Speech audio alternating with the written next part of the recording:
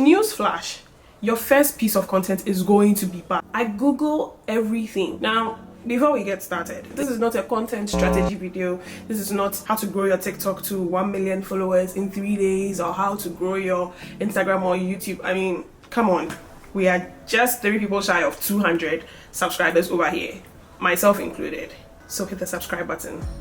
Hi, my name is Adobia. Stay tuned and consider subscribing. I do not have any expertise in that department. I simply am showing you how I started creating content and how I learned to create content and went from this to the kind and quality of content you've been asking me about. The first thing I would say is just to start. People overthink content creation and they're like, oh, I want to wait for so and so and so. When you just start, you'd figure out whether you even like this or not.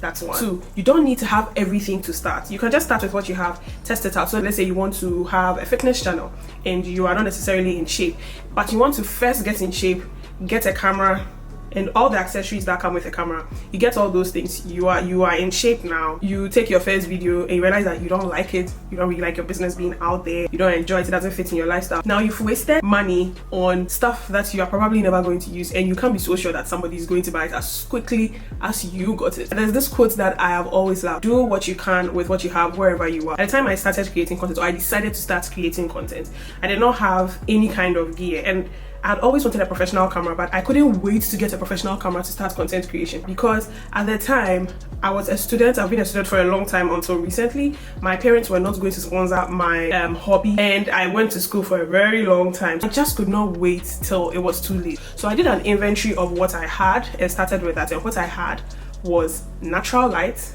which was free, and my Samsung A30, which was not even a flagship phone, but I made it work. There's also this saying that I really love. It says perfectionism is a form of procrastination, which is very true. If you want everything, all the best gear before you start content creation, you need a loan.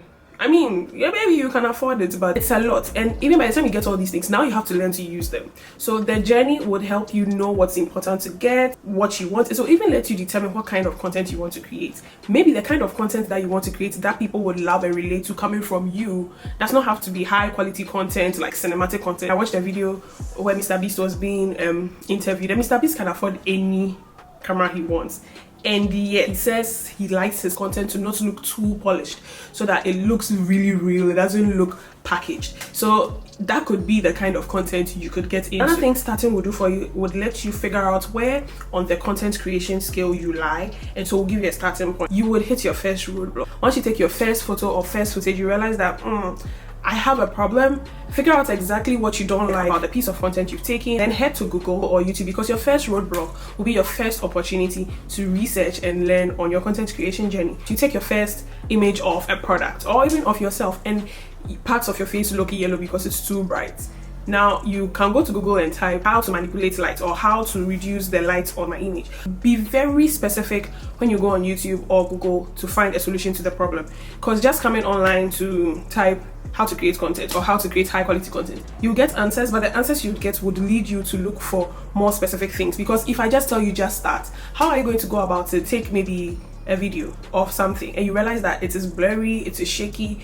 Then you go into YouTube or Google how to take sharp images. Why is my content shaky? Or why does my video look blurry? And you get answers. You learn things you never knew. You'd even have your own specific problem or question thrown back at you, and you're like, yes, that is the one. Look for very specific small problems and solve that, because fixing small problems consistently leads to huge progress over time, which leads to the next obvious step, which is to practice. Now, when you find a solution to your small problem, implement it immediately, and then implement it again and again, and you'd realize that it becomes almost second nature to you, or at least you know where to find the information you're looking for. It will shock you that some of the things you need to fix, you would have to fix them once. For instance, settings. You can just go into your phone or camera settings and fix one thing, but at least you know how to fix it when it changes, or you do it so many times that it becomes second nature when you need to change it, or when you find yourself in a different environment. Anytime you look at a specific kind of footage, because you have done it a number of times and you look for a specific problem, your eye is trained to see the specific problem that you have,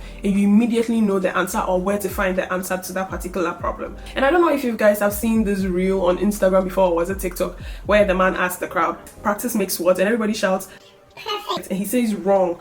practice makes progress. Practicing consistently, like I said for the previous point, would lead to huge progress over time. When I first had my camera, I think it took people about maybe 3 or 4 more posts before they noticed that my content was now being taken with a camera, or maybe they just weren't sure, because I don't think people realize it. And even some of my friends will ask, did you take this with your camera or did you take it with your phone? Because they are not really sure. That's because I practiced enough with my phone for it to look good, but I didn't have enough practice with my camera to get the most, or the kind of quality that the camera could potentially give me. So I didn't know much about it, but I was also learning how to use it during a time where I wasn't getting time to practice and to use the camera more consistently and to create content more consistently. So during my waiting period for the results of my exams, I needed some way to alleviate the anxiety and the nervousness that comes with waiting for results. So I took to filming everything and practicing the whole time. The first mistake I made was I would watch an entire tutorial to the end, like settings for the camera. I would watch it to the end, then I try to apply it on the camera, and I'm lost. So I started taking the problems in bite sizes, and then I get solutions. The more I was doing it and the more I was publishing content, within a space of 1 month, I'd learned a lot and made so much progress than I had within the first, I would say, 2 or 3 months that I had the camera. The next one, which I wanted to save for last, it's not a secret, but I think it is one thing that helps with people that do this, puts them over the edge. So I'll leave that for last. The next thing I want to talk about is to publish your content. Done and finished is way better than perfect. When you create the piece of content, no matter how not perfect it is, just publish it. First of all, it takes away that initial fear of, oh my god, what do people think about me when I post on Instagram or when I post on YouTube? What do people think my content is terrible? Newsflash, your first piece of content is going to be bad compared to months down the line, years down the line, after practicing consistently. Just start, hit your first roadblock, do your research, make your mistakes, figure out how to fix them, implement it, practice it on the particular piece of content you are creating, and put it out there. It takes that first fear of showing up in the world as a content creator away. I promise you the next one will be better, and the next one will be better than the previous one, until one day you would wonder how you got here in the first place. It would boost your confidence.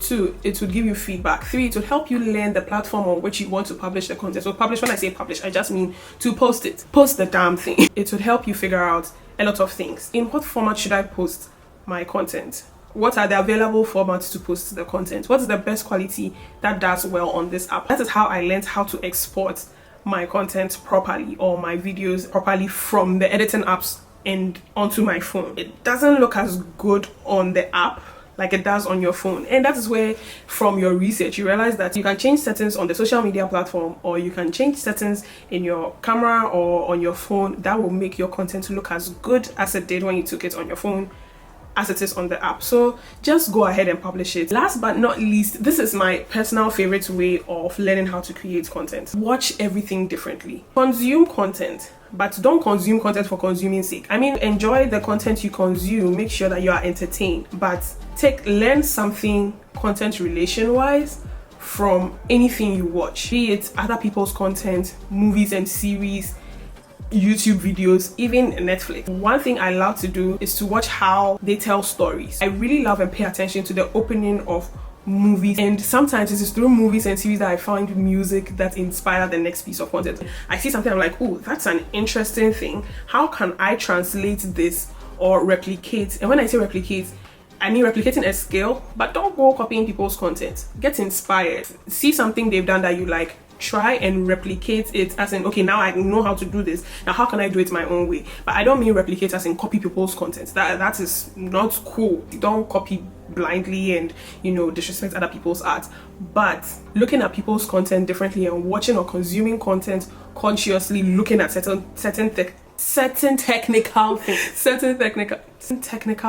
oh god, looking at certain technical things done in movies and series can help elevate your content in certain small ways. See you in the next video, here or here.